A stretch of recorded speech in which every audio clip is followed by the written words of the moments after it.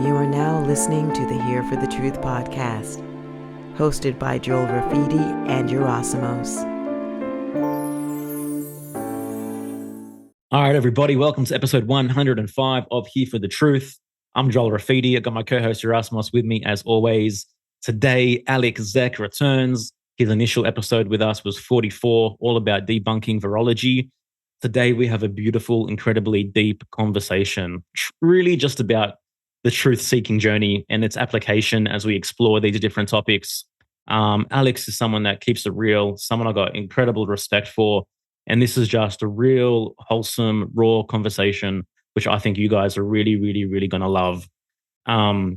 Before we dive into that, Friends of the Truth is our exclusive community of members for truth seekers. This is the chance for you to get a little bit deeper with us, get to join the Telegram community and join the amazing conversation that takes place behind the scenes with our members. You get 3 calls a month, 1 live teaching, 1 community hangout call, and 1 guest expert workshop. And in March, Alec is actually our guest expert who'll be hosting that workshop.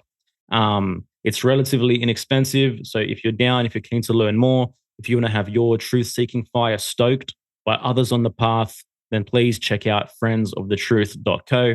And without any further ado, please enjoy this episode. All right, everybody, welcome to episode 105 of Here for the Truth. We have the great Alec Zeck returning. He joined us first, way back in episode 44. Alec, such a pleasure to have you back in the house. How are you, man? Good, man. Living life. Nice. Laughing a little bit, coming off of laughing a little bit because I was taking a drink of water and Yerasimos said, piss.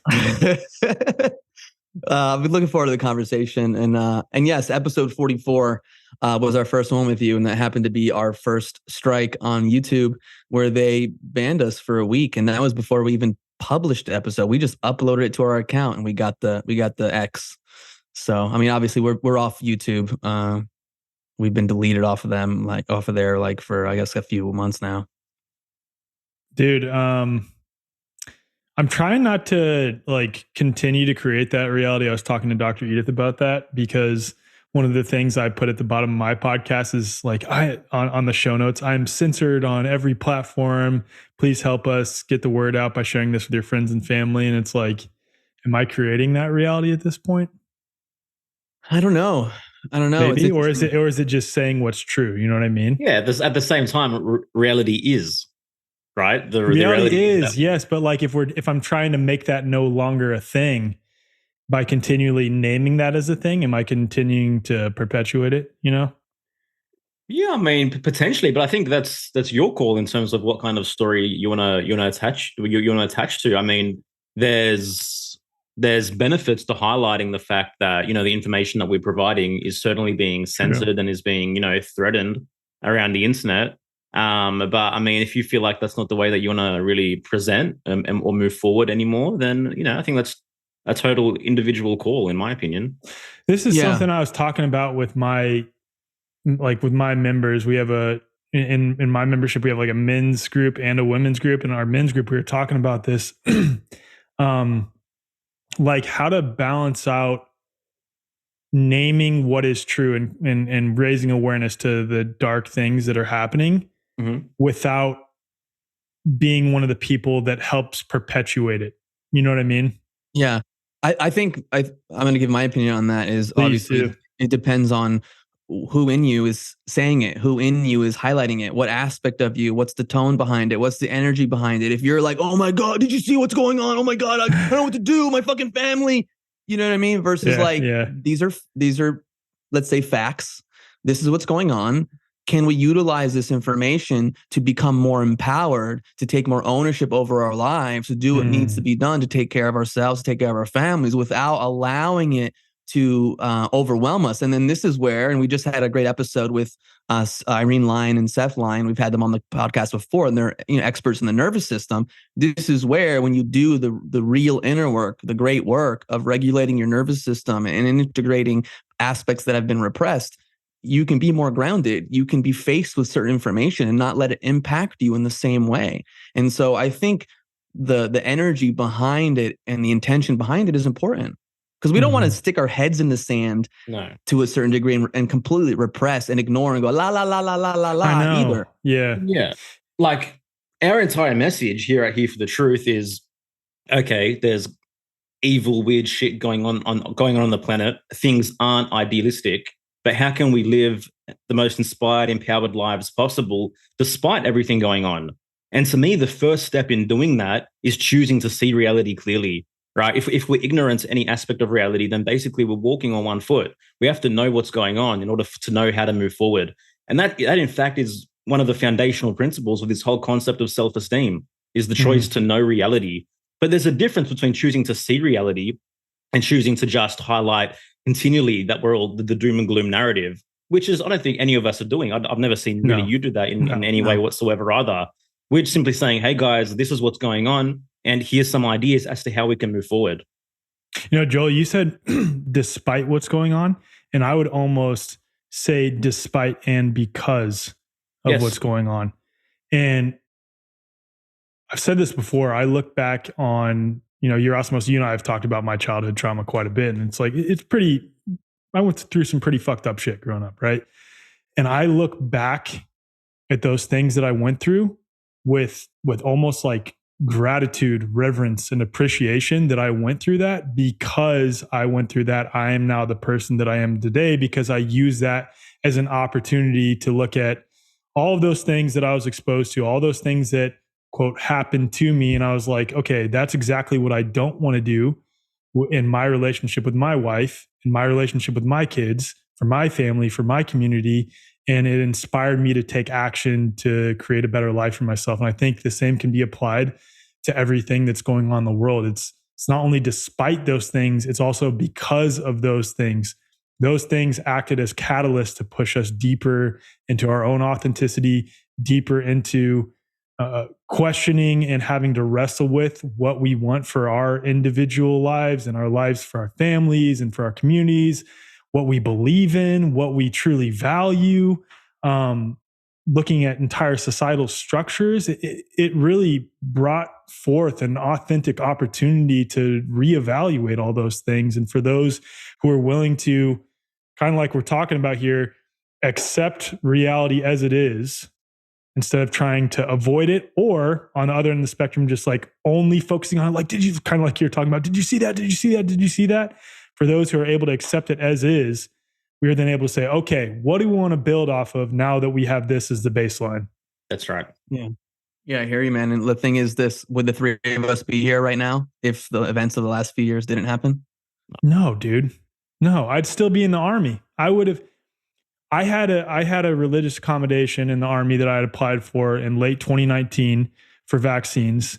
And I was already looking at going into this like specific job in the Army called Functional Area 51. Ironically, I know Area 51, but it's called Functional Area 51, which is like the acquisition corps for the Army, where you're working with civilian contractors to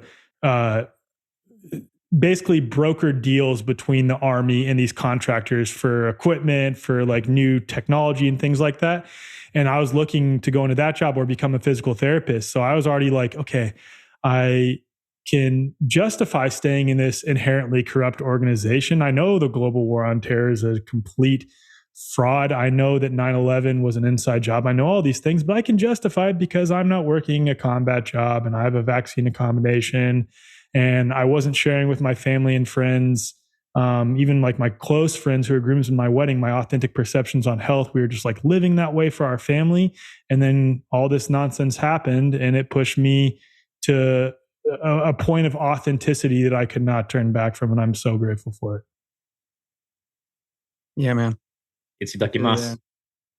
Itadakimasu. Yeah, itadakimasu is we've talked about it on the podcast before, but a friend of mine, Gavin, it's a Japanese saying that a lot of people say before they have a meal is to give gratitude for everything, but it goes deeper. And he had, I think it was like a minister that kind of reframed it, and it said, "Thank you for everything that it took to make this moment happen." You know, so even right now, the three of us sitting here and having this conversation, it really allows that idea really allows every moment to be sacred, especially because you think about everything you went through, your whole childhood, Joel's whole childhood, my childhood, your ancestors, all the ancestors that had to come together and make choices to meet each other it's kind of awesome and mind blowing when you think about that, for us to sit here right now in this moment and having this conversation. It's it is. How do you say it? Itadakimasu. How do you spell it? Well, it's E-I-T. Like in English, how would you spell it? I-T-A-D. Ita-A. Are we really doing this? I don't know. Anyways, well, it doesn't. It ends with like later. It ends with like a. It ends with a muscle. M-A-S-U. Yeah. Okay. Yeah. Itadakimasu. Okay. You'll find it. We'll get it. All right, Alec. By the way, that coaching session will cost you $1,000. By the way. Definitely. It is funny. I came in here like asking you guys for advice. Like, what do you guys think about this? Because, dude, it's relevant to me because it's something that I've been wrestling with. Like, just the balance. It's both and. And not everything is both and. There are absolutely polarizations, like black and white things that I take hard stances on, of course. But this is an example of one of those. It's like I see a lot of new agey people who pretend everything's all love and light and they worship crystals and they just want to ascend. And then on the opposite end of the spectrum, I see people who are like what I would call black pillars that only focus on the dark things that are happening and everything has symbolism in it. And everyone's controlled opposition and we're all fucked no matter what we do. And it's like, how do we marry those things? Because the black pillars are justified in that they're skeptical of literally everything. The new agers, to some degree, like there's elements of that are good of trying to find the love that is present, right? Yep. But how do we marry those two things together? Because both of those groups, what they despise in each other is what they've disowned in themselves. Yeah. 100%. You hit the nail on the head there. And this is the way the psyche operates. There's a compensatory mechanism to it. So if you over-identify with one way of being or certain ways of being, the opposite goes down deep into the unconscious or it's undeveloped in you. And so really when we look at these people that we over admire, but especially the ones that judge harshly, there's something in there for us to learn from. And I say this as someone who can be super self-righteous. I know we've had this conversation before and I can like have my opinions and strong opinions, but there's something to gain from that. And so I think what Joel said hits the nail on the head. We've lost the nuance. Everyone wants very simple black and white ways of perceiving reality, but reality is just not that simple. It's simple. It's just not. It's full of freaking nuance. I'll even say this, dude, to some degree, like I've immersed myself in what you'd call the terrain camp, right? And I am really knowledgeable on the lack of proof of viruses. I could go toe to toe with literally anyone from the other side of that argument. One thing that I find frustrating amongst people in the terrain camp is the outright lack of acknowledgement of personal anecdotal stories, especially when there's a lot of them, of the phenomenon of contagion. Two or more people getting sick in the same space. Like there are many examples, especially for those of us who are parents, we know that where our kids like both experience something at the exact same time and then someone else in our household experienced those symptoms, the exact same ones, like a day later. And it sure as hell seems like something was passed. Now, do I think it was a physical particle? Absolutely not. I think there's no proof of that. I have my own thoughts on what's causing it, but other people will look at that and be like, no, nothing happened there. Yeah. It's simply just exposed to the same toxins. And yes, it could be, but there's other things that are possibly at play there. Let me ask you this. Okay. If you could make a 5-minute argument for contagion, what would that sound like? For contagion. Yeah. Wow. I think that would be it. I think you take any parent's experience or experience of someone who works at a daycare and they see waves of similar symptoms go through kids, or chicken pox or measles, or these symptoms that are very specific that happen amongst, populations of people or of children. That sure as hell looks like something is passed that is contagious. Now, again, contagion implies particles that are passed from person to person via viruses or bacteria or something like that. When it comes to viruses have never been shown to exist, nor have they obviously shown to been to be the cause of disease. And then when it comes to bacteria, we know they exist, but they've never been shown to be pathogenic. But it's like that in and of itself is an element of nuance that is missed. And I think when we get in these identity groups, we almost divulge into a form of groupthink in a lot of ways. And it really is hard being a true free thinker because you're never going to align with any one group on anything. And that's just how it is. Yeah, dude, I can't tell you. I can't even tell you how many times I've said this, where it's like, there's not one person that exists in this world where I'm like, I agree with everything they say. You know, I've always been someone that's been curious to just like see what resonates and what works. Like I can't align myself. Like I can't be like, I'm a Buddhist, I'm a yogi, I'm a New Age, I'm a this. It just doesn't land for me. And the other thing, based on what you were saying, first, I want to say anyone that wants to get a little bit of a deeper dive on what Alec was just saying, episode 44, he went into it, but also he has a couple amazing presentations on the internet. I can just send them to you that you can put in the show notes or whatever. Yeah. He did a recent one to Doctors for COVID Ethics, and then he did another one that was talking about the infectious paradigm or debunking the nonsense. But what I want to add, and because I know you're familiar with this work, is we can't leave consciousness at the door. No. And this is the thing that the materialists want to, and the scientism cult, they don't acknowledge, is that our body is always adapting to the thoughts that we have. Yep. And so even when you take in Dr. Hamer's 5 biological laws and how we perceive certain things, and then our body goes through these adaptive and healing processes, we don't understand how that can happen or a lot of people don't understand how that can happen within a family system. You know, let's say a child gets ill for whatever reason. It's a child. They're dealing with all sorts of things and conflicts, and you know their consciousness isn't fully developed. That's going to impact the parent's consciousness. Yep. You know, and so vice versa. Once the child gets better, there's a resolution to the parent, and so then they can show symptoms shortly after. So these things that, unless you understand the nuance of the biology from this point of view, and I'm not sitting here saying they have all the, like German new medicine has all the answers to everything, but it's something that needs to be considered, this body of knowledge. The other thing that needs to be considered, I'll say this, the reason I became so enthralled by the possibility that there were no viruses is, first off, that it's empowering, but it's dismantling a paradigm full of people that happen to be using that paradigm in a weaponized way to force compliance and all these things. But it's that paradigm that came to the forefront where all these people were claiming to assertively know, to definitively know that something was the truth and everyone else has to adopt it. And I'm always keen to find holes in anyone who thinks they know with certainty that something is the case. Mm-hmm. And that's, again, going back to the flip side of that argument, train versus germ, is that a lot of people now in the train camp are saying that they know with certainty that there is no phenomenon of contagion, meaning that there is no disease that is passed, whether via particles or energetically between people. And I think personally, it's somewhat of there is energetic things at play that we are, I don't want to say transmitting or passing, but there's something happening there via bioresonance or maybe even pheromonal, so outside the realm of energy. But the point is, something is happening there.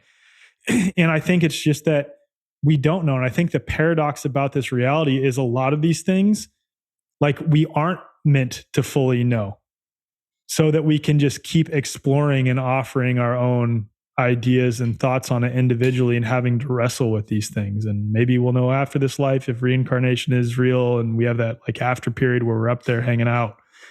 I don't know. Yeah, we'll be wearing hats. We'll be wearing Hey. Just real quickly. Just make sure I can see your eyes.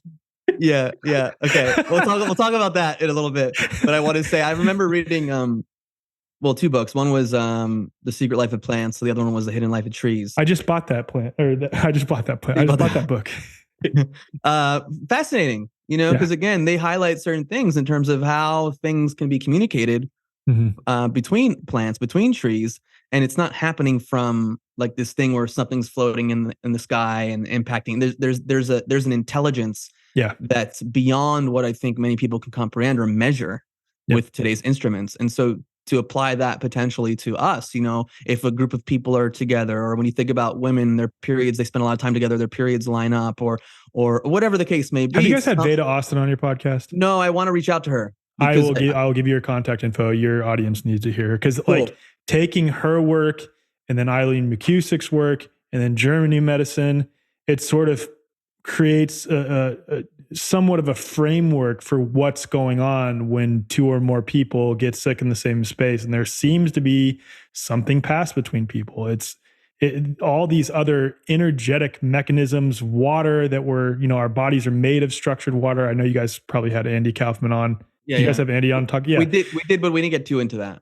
Okay. Anyway, so Andy's become really fascinated with water lately. It's funny, like 10 months ago, I spoke at an event alongside Andy, and I was speaking about virology and he was speaking about water, which is just so funny to me. But anyway, it is funny. It is funny. Yeah, like I would have never thought that.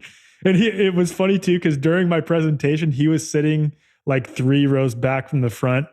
And I like jokingly told him before, like, hey, if I say something incorrect, just like raise your hand and correct me, like joking around a little bit. He literally did that 3 times during my presentation. He like raised his hand. He was like, well, actually, Alec. And then he like, it was minor things. And he told me afterwards he was really pleased with my presentation. It was cool. But anyway, so all these other things create like a framework. And one thing I want to share here is about belief. And a lot of people have different, especially like within the consciousness only model, which I typically ascribe to.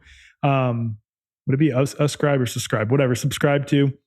A lot of people have difference of opinion about belief, but I don't think belief is necessarily a bad thing. And I think that belief is absolutely a real phenomenon. I think that what we believe to be true, we can actually create that reality, whether like actually bring it about by attracting. And I fucking hate the law of attraction. And that's a whole conversation for another time. There's so much missing with that framework, but whether we believe it to be true and it actually happens, we bring it about by attracting it, or whether it's that because we believe to be true, we see that in reality. Like we have like a lens over what we see projected onto reality.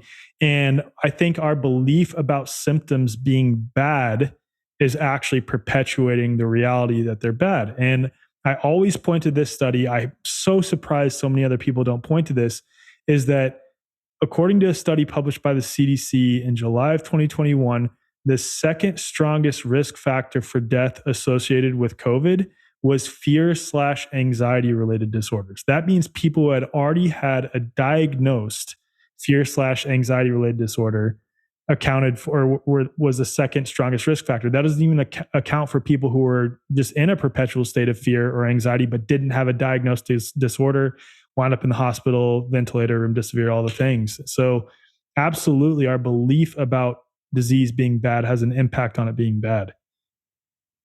I mean, I agree 100%. Again, coming back to consciousness, what are you thinking throughout your entire day? What's your sense of self? How do you interact and interface with your environment?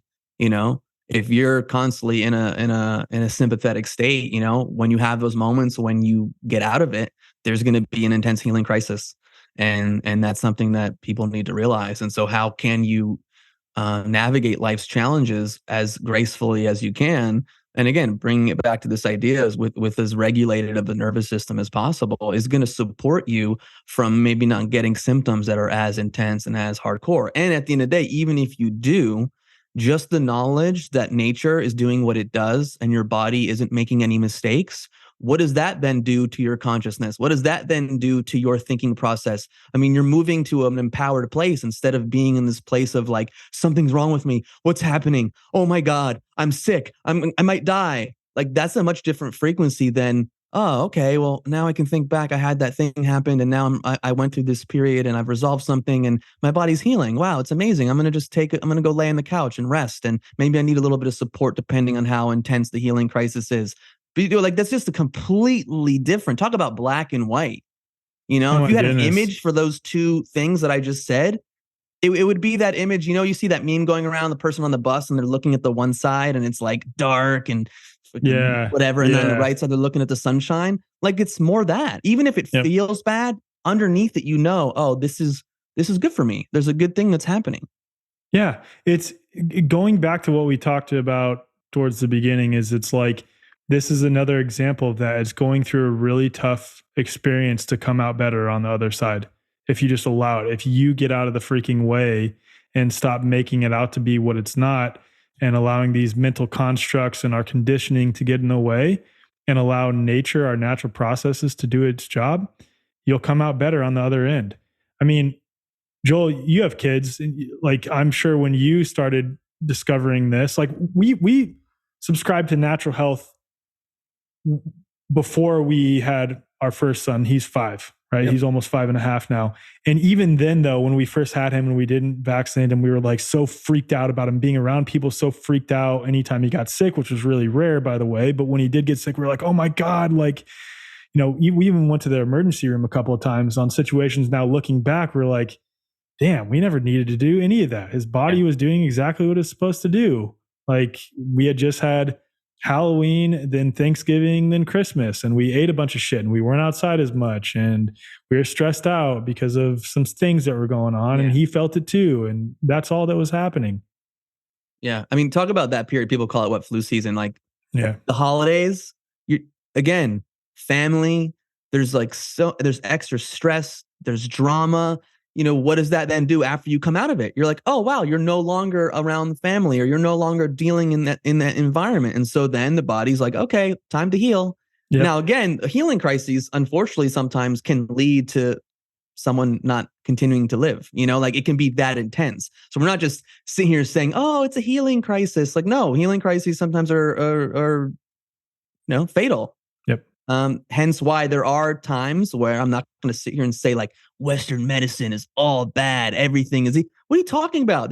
There are benefits in acute emergency care. Yep. It's amazing, but for the other stuff, they're just not trained. Like that's not the education they go through to support a person and to in that regard. It's like, oh, you have symptoms, we can remove them, we can get rid of them. Oh, you have something in your body that's dysfunctional, we can cut it out or burn it out, etc. Yeah, and to think about this and to put this in a way that makes it clear for everyone, when you get sick, your body is heating up, right? Your body's heating up to make the structured water that lines your body less viscous so it can flow more easily, which is why you have diarrhea, you throw up, your skin gets rashes, you sneeze, you cough. It's because your body is heating up to make the structured water less viscous so it can flow more easily to push out those toxins, right? And what Western medicine and a lot of so-called alternative or holistic or natural approaches to health, I've got a bone to pick with functional medicine as an example. What they'll do is just treat the symptoms, just mask the symptoms. We can get rid of that symptoms like you're saying. And what that's doing in most cases, not all cases, but most cases, what it's doing is it's inhibiting that process, thus pushing the toxins, whether emotional or actual physical toxins, deeper into the body, deeper into the tissue, which leads to chronic issues down the line, which is why now, more than ever, chronic issues are so prevalent. I think the statistics are 54% of kids nowadays have a chronic disease. That's unheard of relative to, 20, 30, 40 years ago, or maybe even 10 years ago. And it's because we're so obsessed with masking the symptoms. And the deeper thing here is we're so avoidant of experiencing temporary pain, even if it's really challenging. We want to put that off. We want to stuff that down. We don't want to face it, whether it's mental, physical, or spiritual, because we want to be comfortable. And because we're obsessed with comfort at the expense of temporary pain, we're perpetuating our own suffering. Exactly. So to me, it's just biological shadow work, right? Yep. It is. Can we allow ourselves to experience the reality? Can we allow nature to do its thing, or do we need to bypass what's actually going on? And when you avoid shadow work, you get psychic syndromes, right? When you avoid the healing phase or the healing crisis to really take its place, you get chronic syndromes. Yep. I like it. All right, episode's over, everyone. Peace. But this is the thing. This is the thing that we're dealing with, is that the masses are adverse to pain. They want to live in a one-seasoned world. They want to be bubble wrapped. They want to avoid self-responsibility. They want to outsource that by any means necessary. And it's become very easy to do so. But do you blame the architects of control for that? Do you blame society for that? This is a good question. Right? Or how much are we responsible for them creating? We are 100% responsible. Yeah. They may. Greg Paul, I interviewed him. He's a guy from Law for Mankind. He said it best, and he said, "I'm not going to say there isn't a wild gang of nefarious actors out there who are wholly set on preying upon our decisions, but it is our decisions or lack of decisions that brings all this about." And that's why this relates, but it's kind of a tangent we could go off on talking about authority. But this is why I'm so big on voluntarism and Larkin Rose's work and Jack Lloyd's work and other voluntarists / anarchist people, because it's understanding that we are fully responsible, and the only reason whoever they are, continue to have power over us in any capacity is because we allow it, is because we individually and more importantly collectively say, I believe you have power over me. That's it. Yeah, they lord fear over you that if you don't align, then what's going to happen? Oh, you'll go to prison. Oh, you'll lose your job, whatever the case may be. And so, yeah, I hear you, man. I mean, there can't be any masters unless you make yourself a slave on some level. That's right. Have you guys seen Larkin Rose's short film? It's called The Jones Plantation. No, I haven't. I caught some of his speech at Music and Sky, not all of it.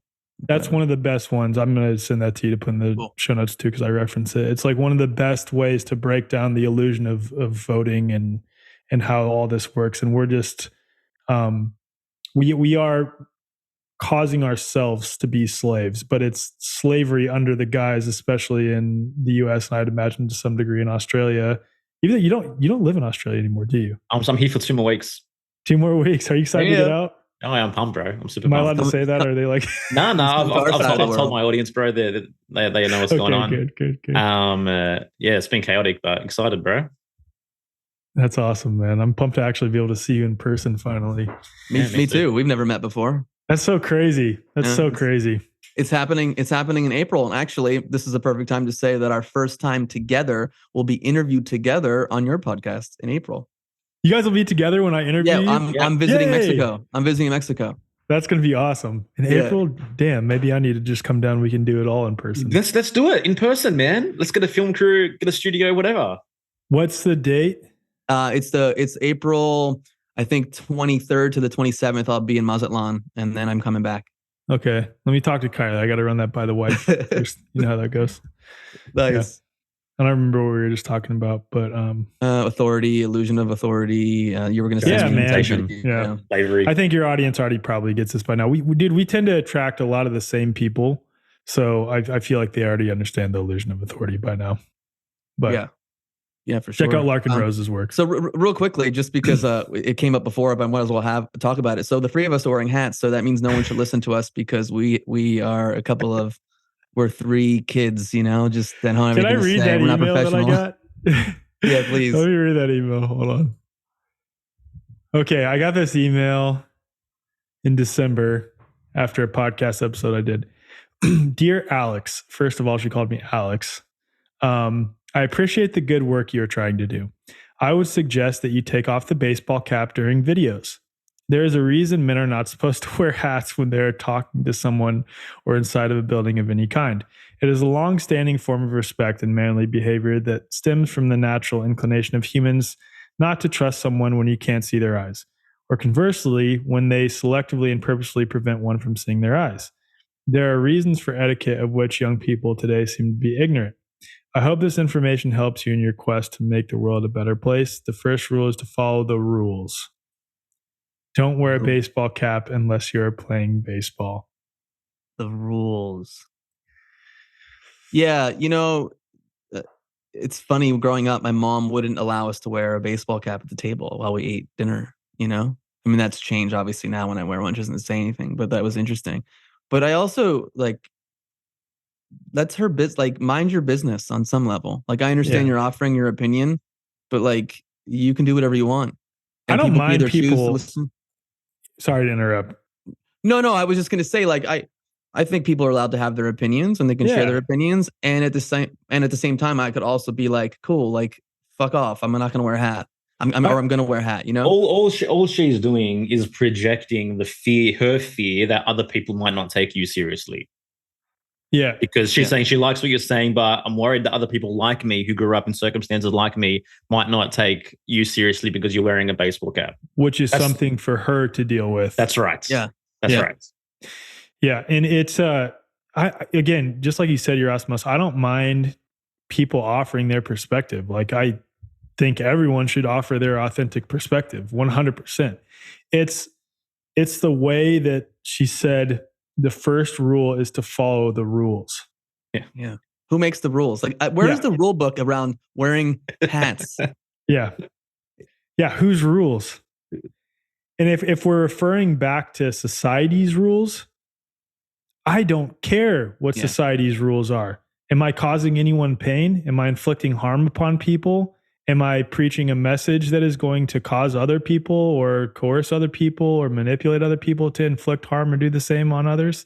No, I'm not. I'm doing the exact opposite. So when it comes to society's rules, emotional pain. Emotional You've inflicted emotional pain by wearing a hat. Just yeah, maybe I have, so I should probably take it off. Bro, haven't you read the 11th commandment? Thou shalt not wear baseball caps on podcasts. Thou shalt not. No, it's just like what she's implying is that I'm not following society's rules, or what? No, she's directly stating that. But like the implications there are that society's rules are to be followed. That's what we're supposed to be doing, and society is morally bankrupt. Society is diseased, depressed, anxious, in a state of perpetual fight or flight, just droning about, not living a full or complete life. I don't care what society's rules are. And does that mean that I'm just going to throw away every single thing that is offered by society? No. Again, that's black or white thinking. There are some elements of society that I'd like to keep. Example, emergency and acute care that we have in the United States, like you brought up earlier, Yerasimos. But society's rules, that's precisely what myself and you two are trying to do in our work, is show other people, or show people who resonate with what we're saying, a better way, or what we believe to be a better way to conduct ourselves individually and collectively. I don't care what society's rules are. Yeah. And the better way is to deeply find out who you are as an individual and who you're born to be and live that life. That's it. You know, on some level, you know, because again, the part of that is, wait, normally when I see people talking about important things, they're either wearing a suit or a white coat. So this doesn't compute. You're wearing a black t-shirt and a backwards hat, but you're talking about these things that are very technical. And so people that are into very technical things, they're not going to listen to you and pay attention to you because you're not wearing the uniform. Dude, and what I almost love about that is like the effect that it has, that I am just a dude wearing a baseball cap. I'll give another example. This one I could understand a little bit better. A well-known influencer, if you will, one of the people on the Disinformation Dozen, saw this video of me speaking at the Kansas State Capitol in October of 2021. And I was wearing a t-shirt, and actually I was wearing the same exact hat, except for I was wearing it forward this time. And I was in a room amongst a bunch of people wearing suits, obviously being in a government building, and everyone else that was speaking was there dressed to impress. And by far, I'll toot my own horn here, and it's fine too, by far what I said was the most impactful, 100%. I just threw statistic after statistic after statistic and had a very compelling case against all of the things that the state of Kansas was considering doing and everything that had happened over the last year and a half at that point, all in a matter of 2.5 minutes, because that's all I had. That's all the time I had to speak. And I got a message from this person saying, hey, I loved your talk. I won't share it though, because you're inside a government building and you weren't wearing a sport coat. And I just think it looks a little bit silly. I'm like, first off, I'm wearing what I authentically want to wear. Second, I'm coming out of being out of the US Army. So I'm like, at that point in time, taking very like, not only internally, but externally anti-government stance, growing my hair out, growing my beard out, like wearing t-shirts inside government buildings. I don't want to wear anything nice because I had to all the time in the Army, but it's also, I'm being me. I am being authentically me. I'm doing what I authentically want to do, wearing what I authentically want to wear, and I'm not hurting anyone, just like I said before. And the effect that it has on people that's like, damn, who's this dude in a freaking hat and a t-shirt spitting off all this stuff? Let me learn more about this guy. And it had that effect because it was shared on social media and it went pretty viral. Yeah. And at the end of the day, you can't control people's reactions. You know, you could be you, people are going to dig it. Some people aren't going to dig it. What are you going to do? Worry about everyone that doesn't dig it? Exactly. Drop names or what, bro?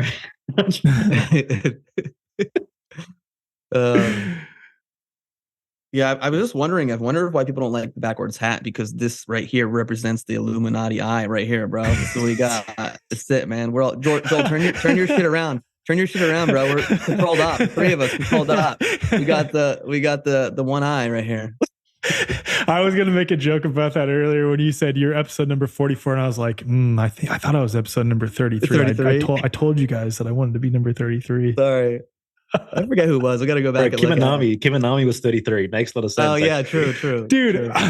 So for when we had the Health for Free Humanity podcast, we had RFK as our 33rd episode, and like all opinions on RFK aside, all opinions, like the point is, like, that was completely accidental. Like, I'm not deliberately choosing, oh, that's going to be that episode number. It just happened to be that we interviewed him. He was the 33rd one.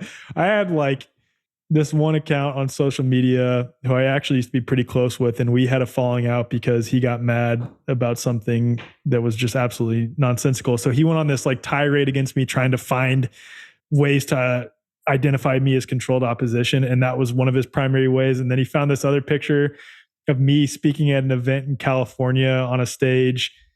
No, I wasn't covering my eye. But dude, if you found any pictures of me playing basketball in high school, a lot of the times after I hit, not that, but like, hey, when I used to listen to Jay-Z, I used to throw up the rock. Yeah. Someone's going to screenshot that now and be like, oh, see, I fucking told you guys. I told you. But, dude, every time I used to hit a three, or a lot of the times after I'd hit a three, I'd go like this. Or I'd have teammates that would like do this. Yeah. And it's like, dude, I saw someone the other day. They took a picture of Andy Kaufman from like, I bet it's like 10 to 12 years ago, before he was ever into anything in the realm of natural health, probably when he was still super pro allopathic medicine, of him shaking the governor of New York's hand at the time at some event that he's probably getting an award, and like Andy was pulling away. You could tell that he was clearly pulling away from the handshake as the picture was taken. So his thumb was on top of the dude's hand, and they were like, "Dude, I told you." Yo, that's like that's a Mason symbol. Yeah, it's a Freemason, bro. You know, man. And there's pictures of me wearing like a suit or a shirt with like my hand inside or something. So if someone like snatched the photo at that time, it's just, again, it's so silly. Yeah. And it's like you're constantly talk about the lens that you were talking about that's on a person's mind. It's like they're seeing everything through that. So it's like, oh no, that's the reason why Novak Djokovic, or that's the reason why Kyrie Irving is controlled by, or all these people, or RFK. It's like, what? Because they don't agree with you 100% on everything you agree with. That means they're controlled up, because RFK may agree with you on certain things, but they don't in regards to this one subject. Then you throw everything they've ever done and everything they know and all the amazing things they've done for the movement, I say, out the window, and I think it's silly. It is. And it's like that, while also holding the reality that, there probably is, I would say definitively is, there are people who are controlled opposition. There are who do you think are controlled opposition? Who do you think are? Damn, you're putting me on the spot here, man. Oh. There you go. I almost feel bad. We're here for the truth, or at least the exploration of it. How about this? How about we frame it like this? Okay. Like, here's people that I'm skeptical of. Joel Rafidi. Joel Rafidi, numero uno.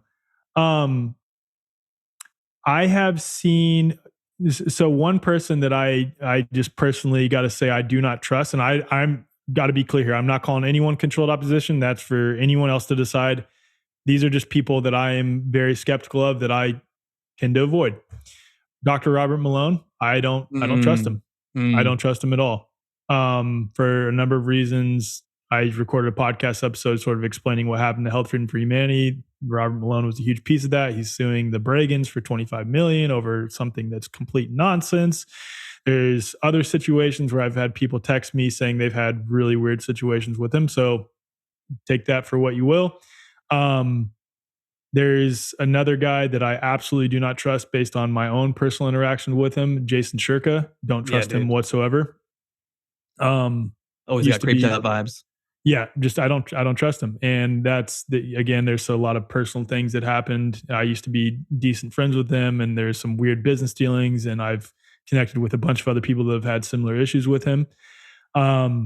Aside from that, I can't say, I'll say one more that I'm personally skeptical of, and I'm open about this too. I'm very skeptical of Del Bigtree. Don't really know what I think on his intentions, but a lot of the things that he does and a lot of the things that he avoids discussing are really interesting to me. Aside from that, I'm unclear on who is those are just people that I'm personally skeptical of on their intentions at the least. No, I think that's fair enough. Yeah. And we're just having a conversation, whether or not it's true or not. We're having a dialogue around it. And do you think there's also people that aren't controlled opposition, but because of their beliefs or because of their actions, they kind of get taken advantage of? Well, here's the thing. There's a difference between controlled opposition and a disinfo agent. Controlled opposition is I could be, you two could be. Controlled opposition is someone who may or may not know what they're doing, right? Every person that's a disinfo agent is controlled opposition, but not every person that's controlled opposition is a disinfo agent. A disinfo agent is someone who is fully aware of what they're doing. Controlled opposition, you may be doing what you think is best, but you're getting information from the wrong group of people or from the wrong source, or whoever is, in your organization that's at the top is feeding you wrong info. And that's what controlled opposition is, or that's at least the way that I've come to understand. So it could be overt control or more covert. They don't really know what's going on. Exactly. They're just playing. But dude, here's the position I've come to on all this stuff. And I say that with acknowledging some people I'm skeptical of, and then also the flip side of the spectrum. I have been there where I'm like, dude, I don't know if I want to speak at the event with that person because I've heard some things about him. Dude, I don't know if I want to have this person on my podcast because other people might think this about me. Dude, I don't know. I've been there. I don't care anymore. I don't care. I don't even care about whether those people I just named, what their intentions are, anything like that, because I've come to the position that I'm going to do me.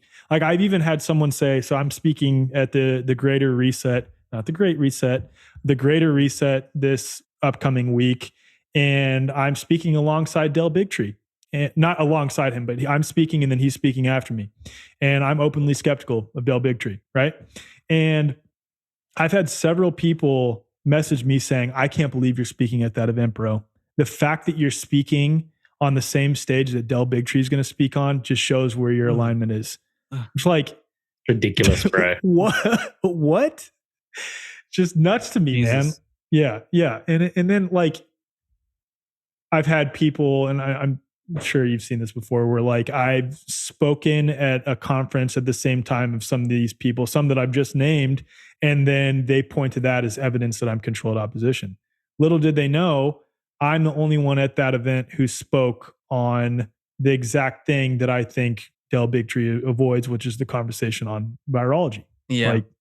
And had I not spoken there, those people that came because they saw Del was speaking and were attracted because they're part of his audience would have never been exposed to a deep presentation on the fraud of virology. Yeah, absolutely, man. Yeah. Let me ask you this question though. So hypothetically, let's use Dr. Robert Malone as an example. Do you think that his actions and the way that he spoke out during the period had any benefit to a wider audience awakening on some level. Yeah. Yes, of course. And this is the problem, though. The overall problem is the tendency of people to outsource critical thinking to anyone, period.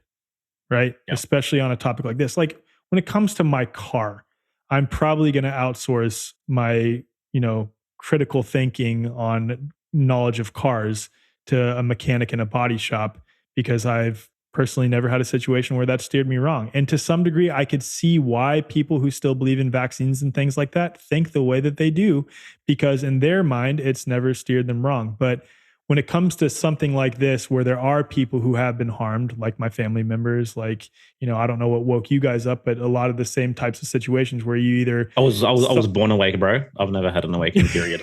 Yeah. My 3 previous lives I was awake, so I've been awake for 3 longer incarnations. You're sitting here with two ascended masters. Both of us. I was just about to say, were you born with all the abilities that we get when we ascend to 5D? Yeah, totally. I'm 70, bro. I'm 70. Just so you know. 70. What do I look like? I can't talk about it. I'll have to kill you. How many of my guides are behind me? There's 33.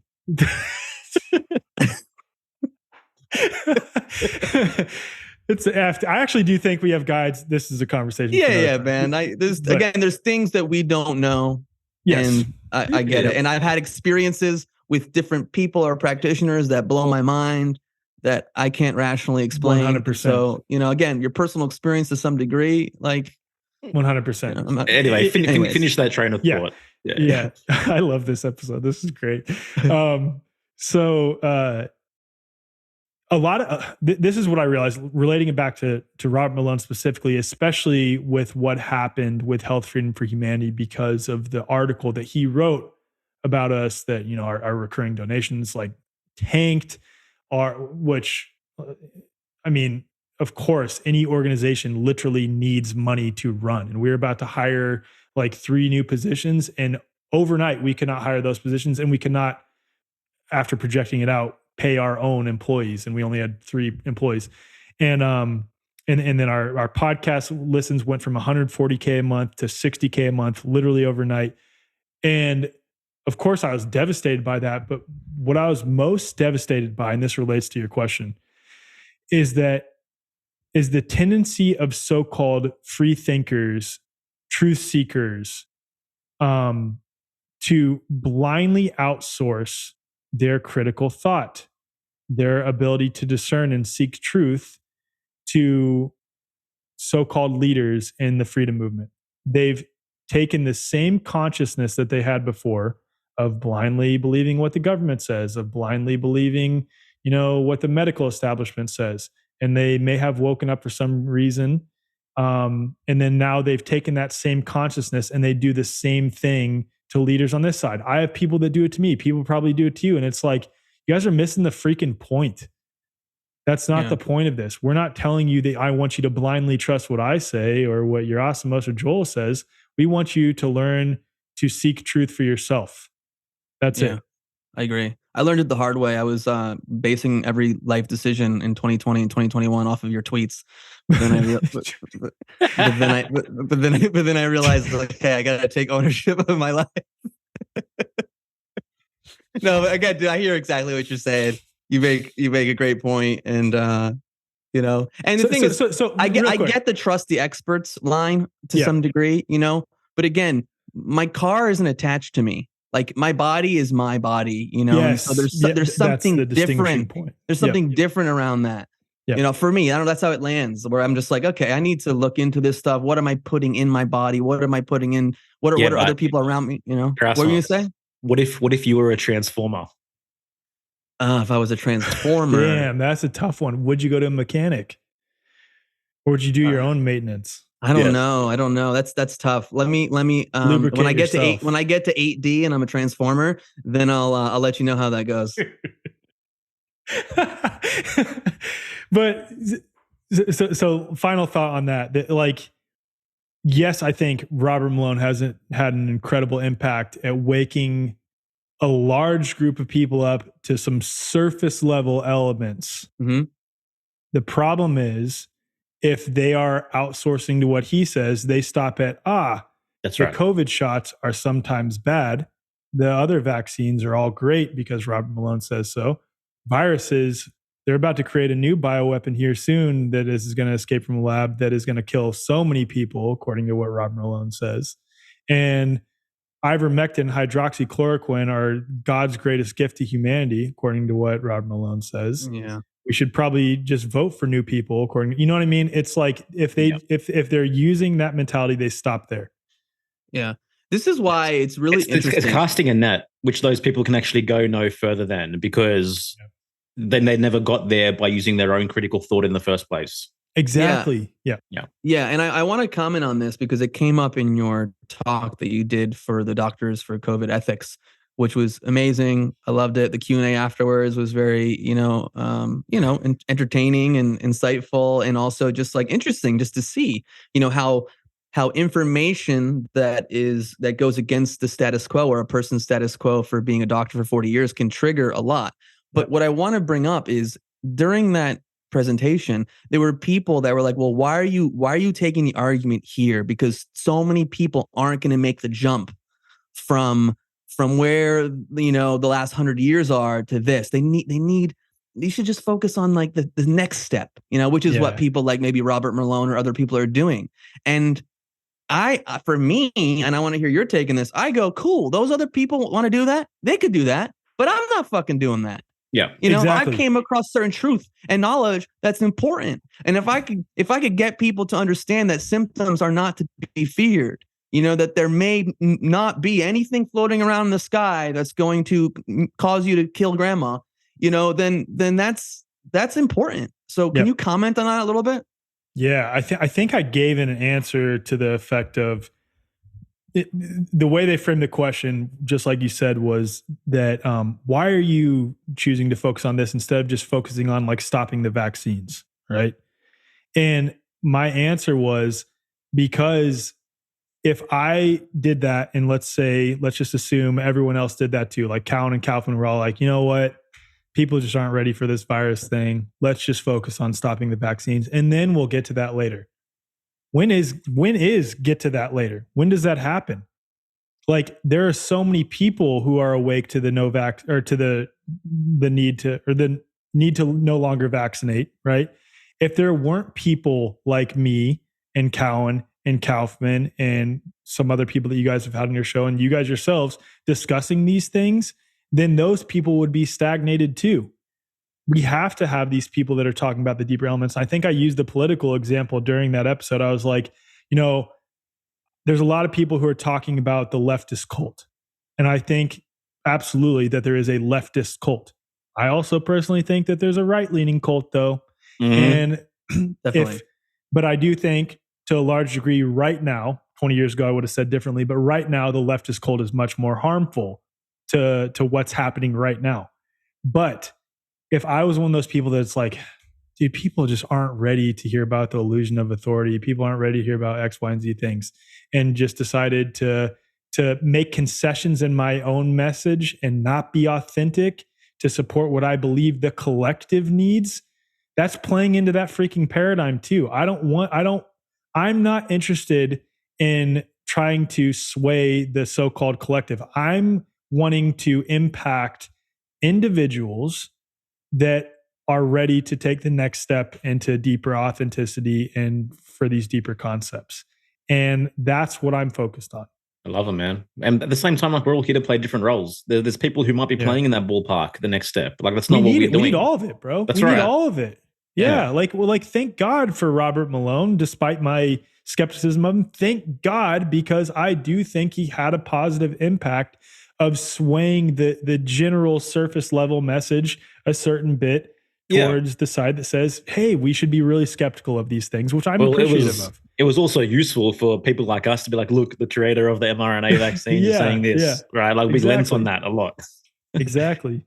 Yeah. And again, there are people, along the entire, I guess, continuum where it's like, hey, I could share this interview with Dr. Robert Malone to someone in my family who isn't going to even give the time of day, I'm just going to say, to a dude with a backwards cap talking at the fucking Kansas City government. Exactly. You know what I mean? And so exactly. It's like there's different material, and this is where discernment comes in. We go, okay, I'm not going to send Alec's presentation to Doctors for COVID Ethics to that person.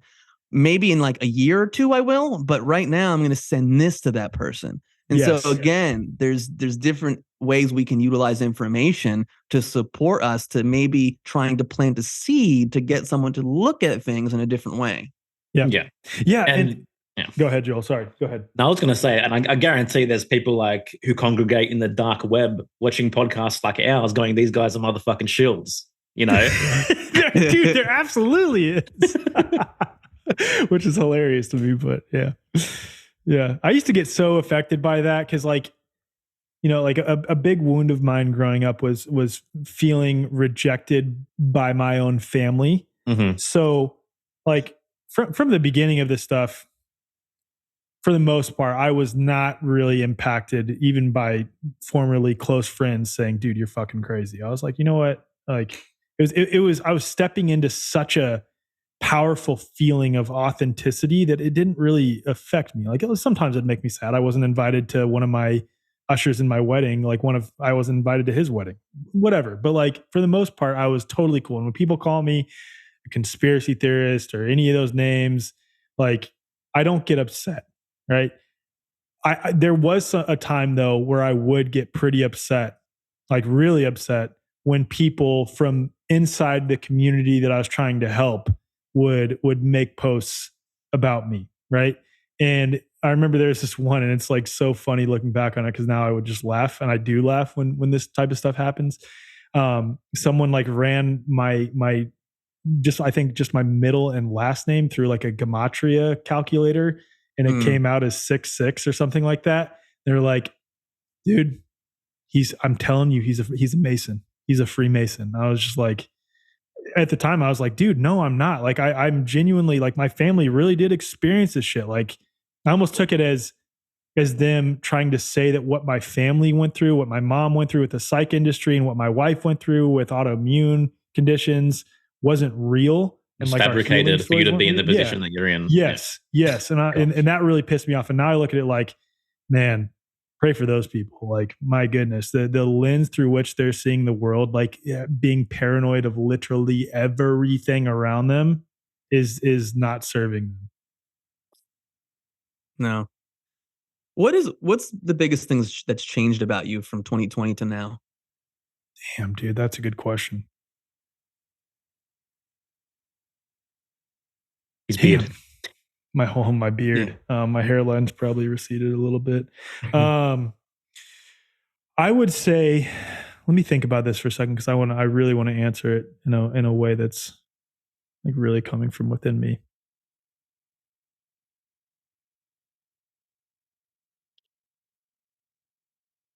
I would say that my emotional maturity has become much more stable.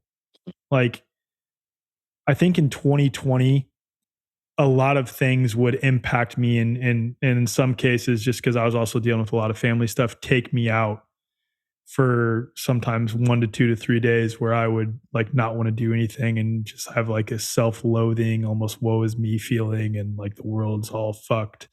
And it was really between 2021 and 2022. Like 2022 was the hardest year for me by far, but it was a phase of having to individuate more because I still had my identity attached to my mom. Like, I used to open up every podcast episode discussing what happened to my mom instead of discussing what I went through when I was younger and like what I experienced and all those things. And my identity was wrapped up in my mom. And now my mom and I aren't speaking right now. And I used to even say that and feel some like emotional, like, ugh. But right now I don't feel that at all. I literally don't. I'm like okay with it because that is the reality of the situation. I've come to accept that. Yeah. And I think it's becoming more emotionally mature and becoming more individuated and knowing that I am worthy, like that my story is worth sharing, that what Alec Zeck wants is worth sharing, that I can do these things and create and generate things and help other people by my own accord without having to rely on any of these other people. And I think that's kind of like that situation with my mom alongside what happened with Health Freedom for Humanity, where it was this group that, and that's what I authentically wanted. And, you know, that's a long story in and of itself, but it's the same underlying principle amongst both, where I was like identifying with the group because I didn't feel powerful to do it enough myself. I didn't feel powerful enough by myself to make an impact. And now I can say fully for the first time, really in the last few months, I do. Like I absolutely do. I know that I can make an impact, and I know that I am a badass, and I've been through a lot of shit, but I've transmuted that shit, and I'm doing it so I can benefit those who have an ear to hear what I have to say. Yeah, man. Thanks for keeping it real, bro.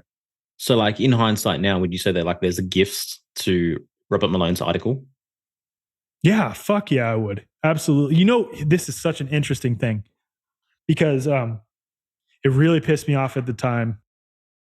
Behind the scenes, so the guy from our organization, and there's no beef here whatsoever. The guy from our organization that wrote the newsletter that triggered Robert Malone's response, he behind the scenes when all this was happening, when Robert Malone wrote his response, we were like, dude, what the, like, why the fuck did you do that? Like, we need to respond. Like, we were all freaking out. And I did not handle it well at all, dude. Not at all. Yeah. But it pissed me off because he said, God called me to write that article. I have the gift of spiritual insight. You just don't see this clearly. And now I still don't think that at all. I think that's nonsense. But there's a small piece of this that's like, man, did God, universe, nature, creator, whatever, did that call him to write this article? Like, looking back now, I am very happy that Health Freedom for Humanity is dissolved. I am. I'm happy that I'm no longer attached to that, because even though I was the director of that organization, even though I'm the one who started the organization, I felt pressure to be a certain way, to say certain things, to only focus on specific things, when it's like, damn, I want to talk about the illusion of authority. I want to talk about these other things. Like, I want to talk about terrain quite a bit, but we have other people in the organization who don't want to. So I feel pressure to not talk about that as much. I want to talk about consciousness and wrestle with these concepts, religion versus spirituality, new age versus the ancient way of being, a bridge between the two. I want to talk about all these things, but I can't because I'm a part of this organization. I'm leading this organization. I have to do this. Now I don't have to do that anymore. So yes, I do think it was almost a blessing in disguise. And maybe God really did call him to write that. I don't know. Bro, balance comes about in mysterious ways, man. It does. Yeah. Spooky. Yeah. I love, again, this is where it comes back to the individual and how they look back and they frame something, because another person could have not taken that information or that event and turned it into gold, you know? And so they'd be sitting here in a parallel universe complaining on why that happened. Whereas you're able to go, whoa, this is life. We're human. Shit's going to happen. What do we do with it? Yep. You know, we've had situations that happened with us on the podcast, with some disagreements and this or that or the other, that caused us to, you know, kind of stand in our truth and speak out. And that, from that moment on, it kind of allowed us to kind of take more ownership. And I felt like we got stronger and we felt more empowered, and like things took off from there. It's freeing and liberating, you know, but I don't know, man. Like, to me, reality molds around us based on the inner things which we're avoiding. Even though we might not be completely conscious that we're avoiding them, circumstances play out in our lives to force the issue. That's 100%. That's a fact in my experience. What I also think is a fact in my experience, and when you just look at relationships, people come into your life to highlight things about yourself that you're not paying attention to, that 100%. You're repressing. I mean, even in relationships, just talk about relationships, the whole idea of opposites attract.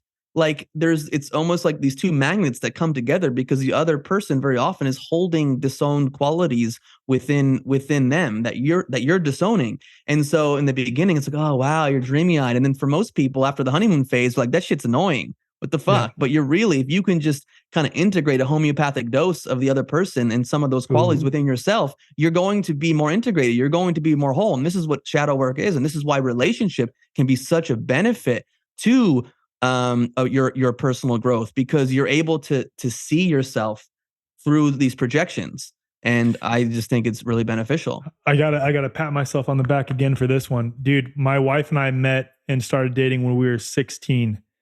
I was so emotionally unavailable. She was so codependent. I was, I don't even want to say not a good dude anymore. I was doing what a 16-year-old does that is emotionally unavailable. And I caused a lot of harm to her. And then she was very needy and codependent. And we played that out for a long time. And now we've healed that together. And it's so cool when two people can own their shit, but also give each other space to feel their feelings associated with that piece of them that they're missing, that they were attracting more of that in the other person. And it happened to both of us. When two people can heal that together, wow, it is powerful. And that is what my wife and I have done. We're still continuing to do. I mean, we're still continuing to deal with some piece of that everyone does in a relationship, but it's pretty rare that happens, that two people are attracted on what I would say are misaligned or feelings of lack that are then brought about by attracting that other person, and then they can heal together. And that's what my wife and I have done. Dude, relationship can be such a teacher, can be such a healer, can be such a guide if we utilize it as that. Like, I'm not saying, like, I've had times in my life where I was not in a relationship and, I went off and I backpacked and I traveled and I read books and I learned a lot. But when you're living with someone, when you're in a committed relationship with someone, you have to face some shit. You got to get real when there's conflict, when there are triggers that happen. As opposed to like, oh, I'm by myself. I'm doing my thing. I'm backpacking around the world. I'm reading a book. Life's great. Yep. There's different things that come up. Yep. Absolutely no pressure to answer this one, man. But I'm just curious, why aren't you and your mom talking? Yeah, no, I'm happy to answer this. So in 2021, until between 2017 and April of 2021, I did not speak to my dad. Not at all. Like, not even a little bit. A lot of familial trauma happened. My dad was having an affair with someone, and this had happened before in my life when I was growing up, prior to my dad going to rehab when I was younger. And that experience, I essentially set a boundary, and I was like, Dad, I'm not going to speak with you until you at the least acknowledge all the things that you did when I was younger and make amends for them and exhibit that you have changed behavior. Because at this point, he had not even acknowledged some of the things that he had done when I was younger, which there's some pretty traumatic shit there. And fast forward April of 2021, and it's just so crazy again how the universe or God orients itself for you when you just like let things happen. I'd already ignored a few of my dad's phone calls up to this point because he had tried calling me, and I just like, nope, not talking to you. And then I get a phone call from my dad, decide to pick it up, and he's bawling his eyes out, and he apologizes for everything that he had done, not only in the past few years, but when I was younger. And of course, that brought on a flood of emotions in me, and I started bawling my eyes out, and I accepted his apology. And from there, we began to reestablish a relationship. What was cool about this is I was always very fearful of my dad when I was younger, very fearful of his authority over me. And this sort of healed that element. Right when this article by The Guardian came out outing me that I was the director of Health Freedom for Humanity while being a captain, an active duty captain in the US Army. And literally the day after I got this phone call from my dad, I get a text message from my brigade commander, which is essentially like my boss's boss. saying, dude, WTF, why am I getting a call from the Army Public Affairs Office that you're running an anti-vaccine conspiracy theory organization? And I'd already been like super afraid, because I was in the process of getting out of the Army to begin with. And I was just like, only a few more months. And at this point now, only a few more weeks. And I was so afraid of authority again in my life. Mm. And then healing an element of that when my dad texted me was like, I was able to handle this situation with the Army much better than I would have if that hadn't happened. So it was just crazy how that happened. Then I got out of the Army and everything was fine. Anyway, so my dad and I began reestablishing a relationship at that point. At the same time, my mom and my dad began reestablishing a friendship, just a friendship. They're fully divorced at this point, and like, she was like, I don't want a relationship with him. I just want to be friends with him. And after I got out of the Army, we moved in with my mom temporarily. So over time, there was some dynamics between my mom and I that rose to the surface that forced me to look at some things that happened in my childhood in a different way. Because I had always sort of thought my dad was this evil, narcissistic, worthless POS, and that my mom was this saint. And I sort of saw some things from a different lens, and so did my wife. And that's not saying my mom is bad. I want to be clear here. It's just, I look back on my childhood and I was like, whoa, there's some dynamics between my mom and my dad that were unhealthy that my mom was also feeding. And I saw them in a different way. And again, there's some specific instances that I looked at them from a different way, and I was like, oh my goodness, right? And that's not to, on the flip side, that's not to minimize or negate any of the things that my dad did, because he also did some very messed up stuff. But as that's happening, and as I start establishing a relationship with my dad again, my mom is as well. She even spoke on stage at the Health Freedom for Humanity Symposium with my dad, and the audience pointed to my dad and said, hey, we're showing the world that divorce can be done a different way. He's not my husband, but he is my life partner. We're friends, blah, blah, blah, blah, blah, saying all these things. We're establishing, a family relationship. We even had family pictures taken, and my dad was in the pictures with all of us, right?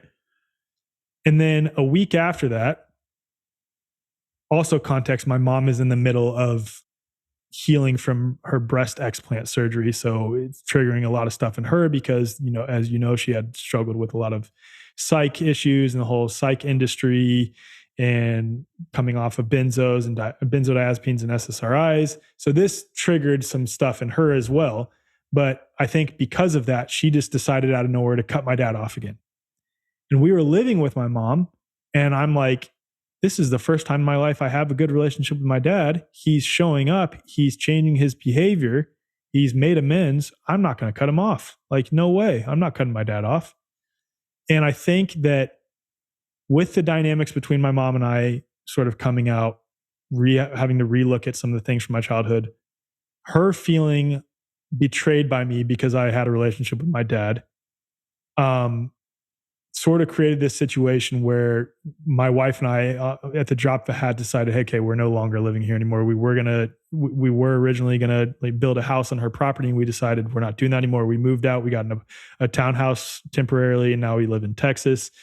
And it just got to a point where it was just not healthy, and we needed to give each other space. And she was actually the one who said that she needs to distance herself from us.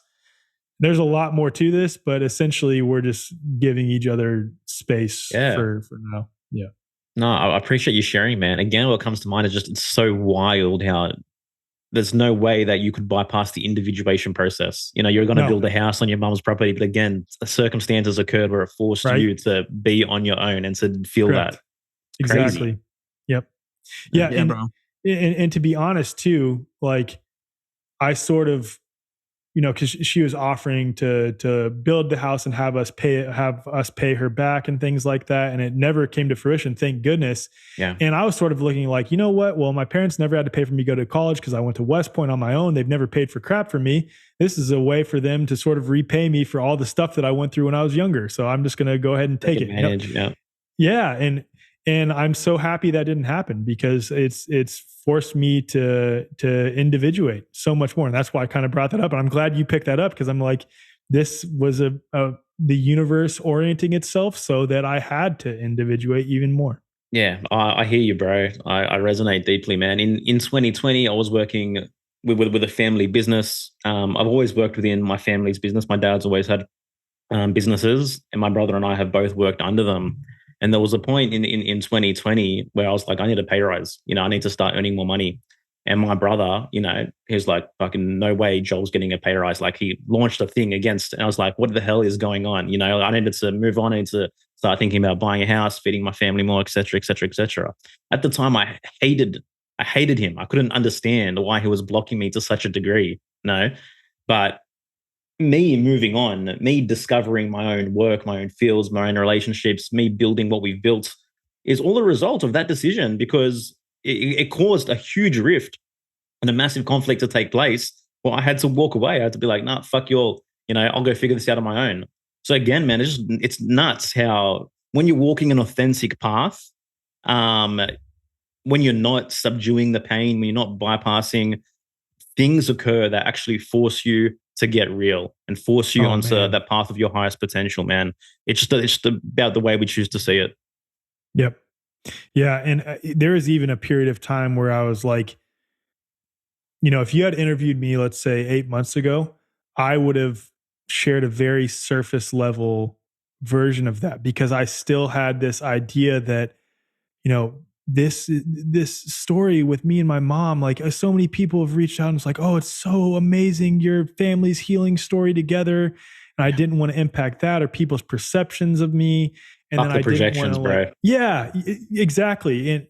And I've just come to the position now, no, this is the truth, man. This is what happened. This is what's gone on. And yeah, I'm here to share it. And the thing is, it cuts the projection field, because so many people will project onto you. Oh my God, that's, like you said, it's so amazing. Your family's perfect, and you're like, fuck it, we're dealing with shit. Yeah, like people could sit here and go, oh wow, Joel Yerasimos, they got a podcast, they're doing their thing, and they got their coaching program, and it's great. We're doing cool shit, and we're human. I'm in a relationship. My relationship isn't roses and butterflies 24/7. I got things in my family, and so like I think it's important to be here for the truth. For real. And be real, so then people can go, oh wow, he's human too. I don't have to sit there and go, well, they're doing all this shit and I'm not doing anything, and I'm this horrible person. And you're like, fuck, we're just trying to figure it out, dude. And it makes you more real. Yeah, and you don't have to build a facade. You don't have to build a facade around trying to protect this thing that you don't want to come to the surface. And that's the whole point of Here for the Truth. That's literally why this exists. That's why I fucking love you guys. This is the most like down to earth, and I see you guys create that environment so well that I know I can be fully down to earth with you guys. Like I can just riff on whatever. And you kind of said that before you started. I was like, what are we going to talk about? And you're like, I don't know. We're just going to riff. I'm like, hell yeah, that's good. And this has kind of gone everywhere, but it's real.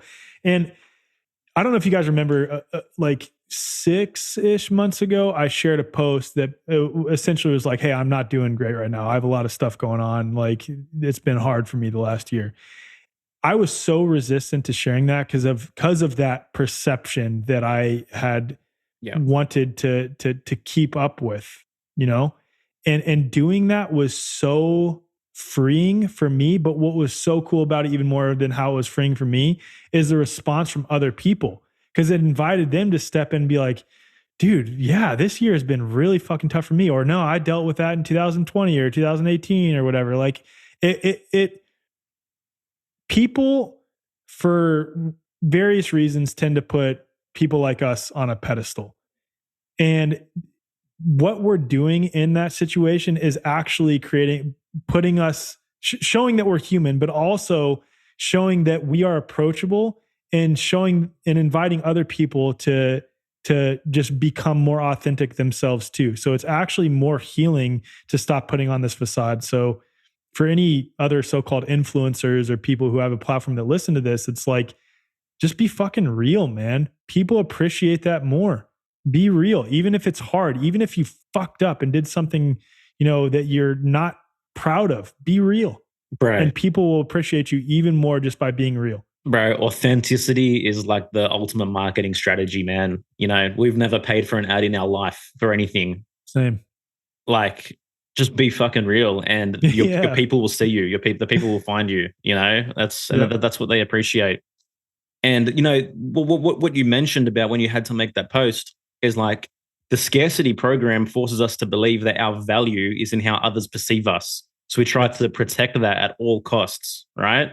Yep. But once you're willing to continually cut down those projections, the true inner riches, man, the true value that exists can come forth in a way like never before without having to maintain any kind of illusions to have that worth. You know, something that I'm struggling with lately is like, after coming off having done what I would perceive as something big with Health Freedom for Humanity, like we had chapters, we were impacting people all over the world. It was dope. It was dope. It was great. And I've been like wrestling with, because I've had people approach me like, are you going to do something similar for the way forward? And I'm like, maybe, but I don't know what it looks like. And I'm wrestling with how that looks, and maybe we end up doing something. But is the thing that I'm wrestling with is this idea that in order to have a positive impact on people, you got to do it the biggest. You got to reach everyone. You got to reach all these people. And it's like, no. Nah, bro. No, dude. And honestly, you saying that is the mistake that our food industry got into, where it's just like, we have to feed everybody. And it's like, no, we don't. You know, like, you choose what you want, your community, and then that ultimately ripples out to some degree. How the hell can anyone cater to everybody? No, right? you can't. Like, this is the problem with socialism 101, is that we think that's possible.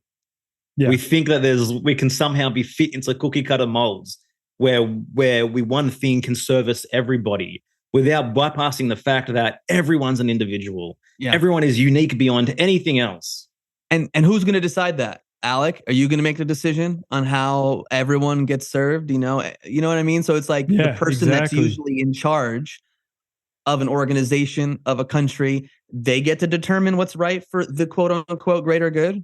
Exactly. And that's the ironic thing is, like, Joe Yee said this to me before on an Instagram live with him. He was like, dude, if there's anyone that I would want to be president of this new paradigm that we're creating, it's you. And I'm like, no, I don't want that. I don't want to fucking be in charge of literally anyone else. Like, I don't want to have authority over anyone. So it's like, exactly as you're saying, Joel, trying to fit people in this cookie cutter mold that you can just replicate everywhere. That's not possible.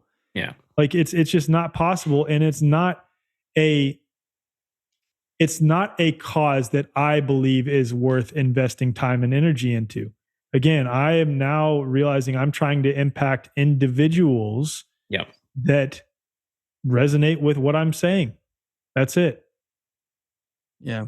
I mean, I'll be president. You could be my VP. Joel, you could be Secretary of State. Oh, then we can funnel money through Ukraine. And yeah, amazing. I can't wait. You know, dude, what a great conversation.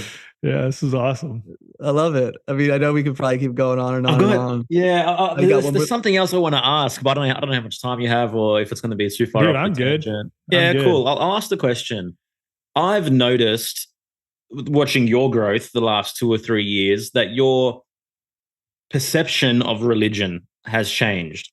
Yeah. I found earlier on you were much more in the Jesus saves camp only kind of thing, but I could be wrong. And it's kind of evolved since then to the point where now you're kind of getting to question the dogmatic aspects of that as well. Can you speak on that at all?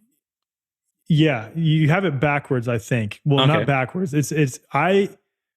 Since speaking, I've never been like a religious person. I'll just share this.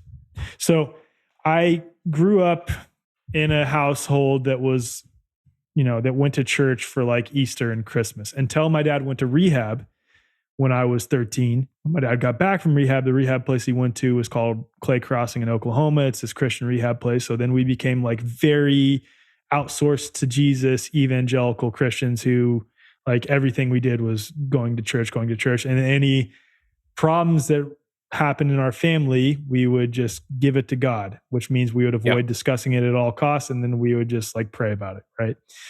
So that was my life until around age 21 or 22, my sophomore year at West Point, around age 21, where I decided that like I didn't believe any of it. And it really happened because of a shroom trip that I did. I took some shrooms and I was like, whoa, all is one. So then I like started down this path of sort of throwing all of Christianity aside, like it's all bad, it's all wrong, to now diving into what I would call like some new age type shit, right?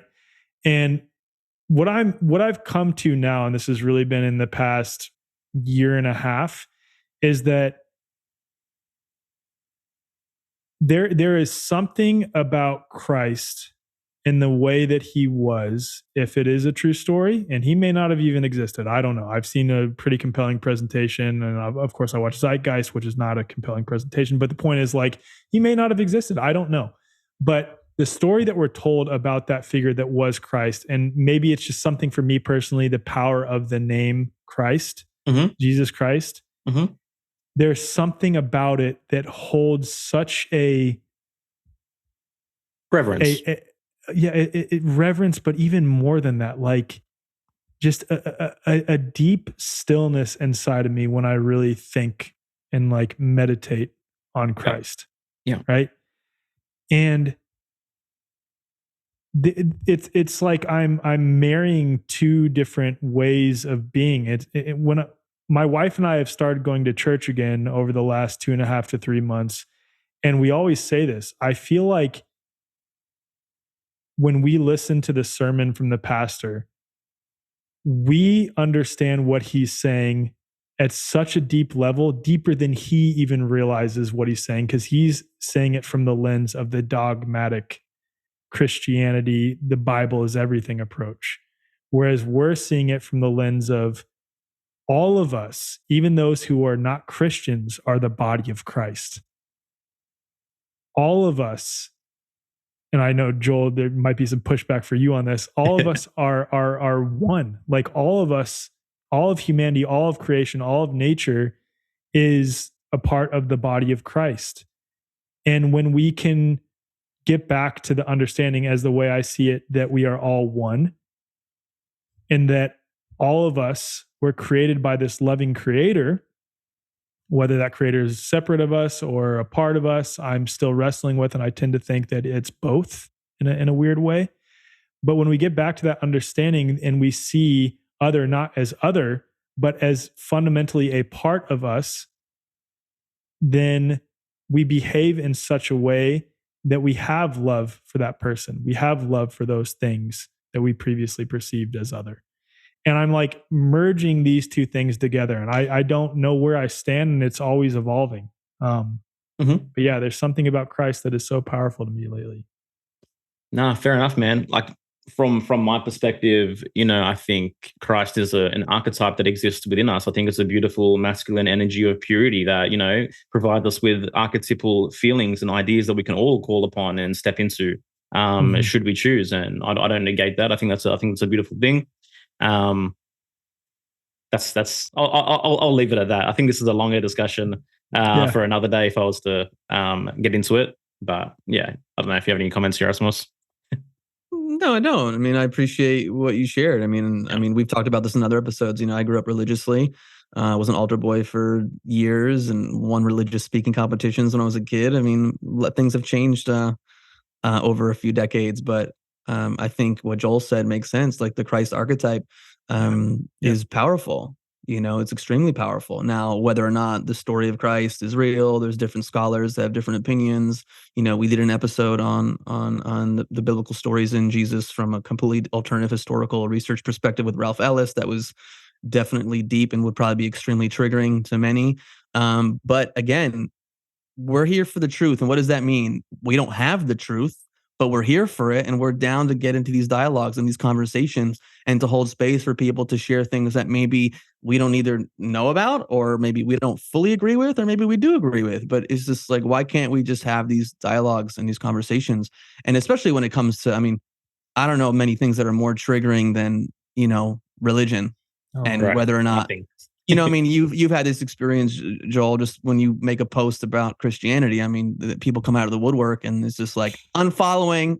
Just so you know, I'm here to tell you I'm unfollowing you, which is a whole nother conversation to get into. The people, the the narcissism of people who have to announce themselves on your post that they're unfollowing you. Dude, I said similar experience, Joel. Like 4 months ago, I said Christians think their way is the way. Muslims think their way is the way. Jews think their way is the way. And I would imagine if we do indeed have a creator that is separate of us and is all knowing and all understanding and all loving, that he would look down upon all of us with reverence for all of the different ways we connect with him. And can you guess which group of people out of all those 3 groups I named went off on me and unfollowed me en masse? The Christians. 100%. Of course. Yeah. Yep. Bro. Yep. Like out of all the things that I've said throughout, my time speaking publicly on social media, I've never received more like really deep, heinous attacks from any other group than I have from Christians when their paradigm's questioned. Same. Like just the level of cattiness that comes about. To me, it's a deep psychological confession as to where they actually stand with their spirituality. Yep.